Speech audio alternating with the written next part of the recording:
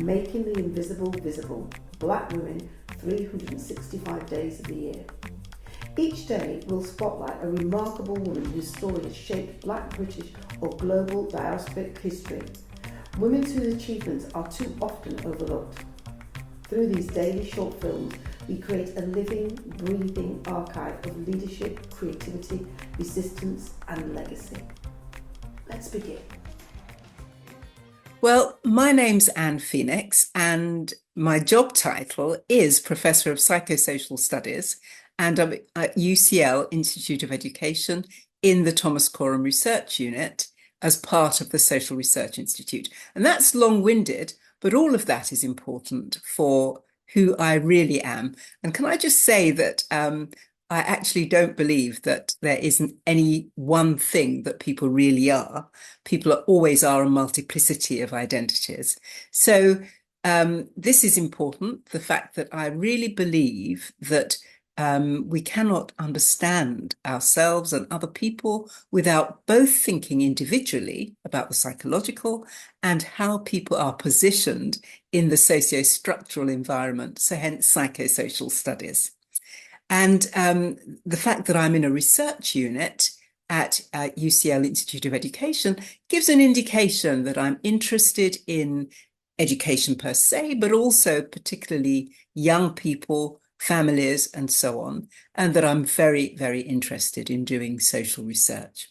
So the thing that's motivated me throughout my career is policy-relevant social research. And what I mean by that is that the issues I study are central to everyday life. And because of that, they have the potential to influence how policy is imagined and how policy is enacted. One part of my interest is driven by questions about how social norms become institutionalized. What I mean by that is that the way we think and understand what's normal, what's natural, has an impact on people's lives in very material ways. And much of my work has focused on motherhood, including notions about how ideal or normative or normal motherhood are constructed.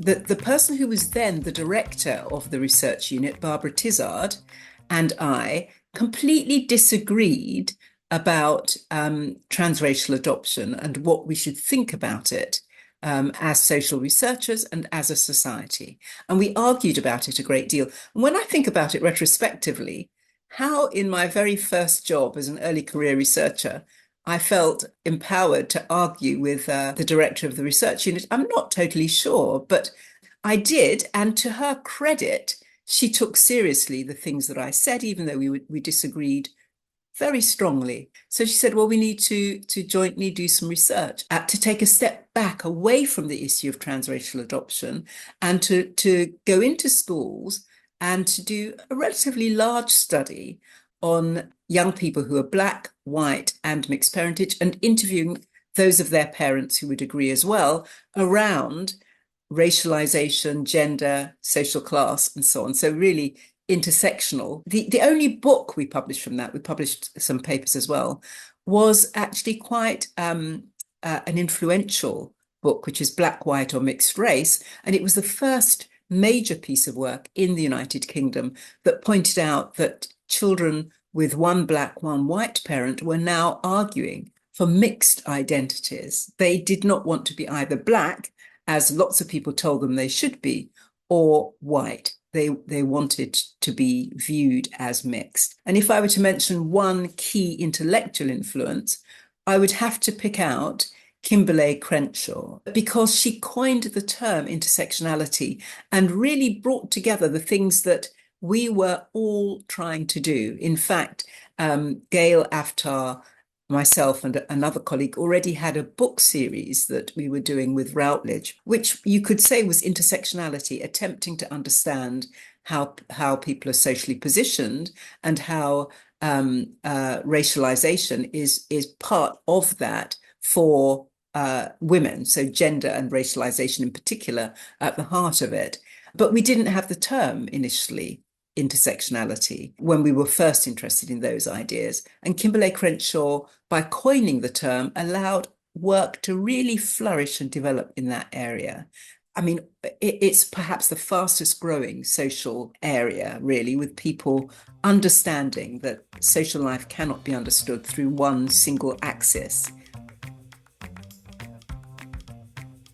One of the things that motivates me that may not be immediately obvious is that I think alongside, maybe quite a few of my generation in academia, I see my work and indeed life as being fundamentally about giving back to society some of the gains that we've had as generations who benefited from the expansion of university education. That's to do with society. People who are just slightly older than me talking about the way in which free orange juice in the post-war era helped them to understand that they mattered, as well as affecting their health and so on. So I think that advancing social justice isn't just an abstract commitment for me, but something that should be embedded in how we all do research, who we collaborate with, how we think about building capacity of early career scholars so that they get to where we are and have an influence on society and research, and also what we do with the knowledge we produce, which is why I'm interested in policy relevant research and organisations like the Nuffield Foundation that do so much to try to enact that.